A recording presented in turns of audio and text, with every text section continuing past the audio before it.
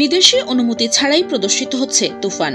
ঈদুল আজহায় মুক্তি পাওয়া সিনেমাটি একযোগে 15টি দেশে প্রদর্শিত হচ্ছে। গেল 28 জুন আমেরিকা, কানাডা, অস্ট্রেলিয়া, যুক্তরাজ্য, France, Belgium, Sweden, Germany, Netherlands, Spain, Portugal, Abu Dhabi, Bahrain, Qatar, ওমানের শতাধিক থিয়েটারে মুক্তি পেয়েছে তুফান। এদিকে ভারতেও মুক্তির কথা রয়েছে সিনেমাটির। ভারতের মুক্তির জন্য অনুমতি নিলেও অন্যান্য দেশের মুক্তির অনুমতি নেয়নি সংশ্লিষ্টরা। বিদেশি সিনেমাটির প্রদর্শনের বিষয়টি জানেই না তথ্য মন্ত্রণালয়। এ ব্যাপারে তথ্য মন্ত্রণালয়ের উপসচিব সাইফুল ইসলাম জানান, ভারতে সিনেমাটি মুক্তির জন্য অনুমতি নিয়েছে, তবে অন্য কোনো দেশে সিনেমাটি প্রদর্শন হচ্ছে কিনা তা আমরা জানি না, অনুমতি নেওয়া হয়নি। বিদেশে মুক্তির ক্ষেত্রে অবশ্যই নিয়ম মানতে হবে।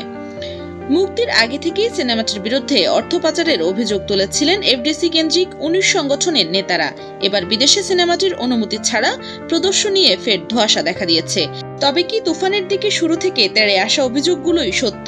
রায়হান রাফি পরিচালিত তুফান চলচ্চিত্রটিতে অভিনয় করেছেন চিত্রনায়ক শাকিব খান, চঞ্চল চৌধুরী, মিমি চক্রবর্তী, নাবিলা সহ আরো অনেকেই।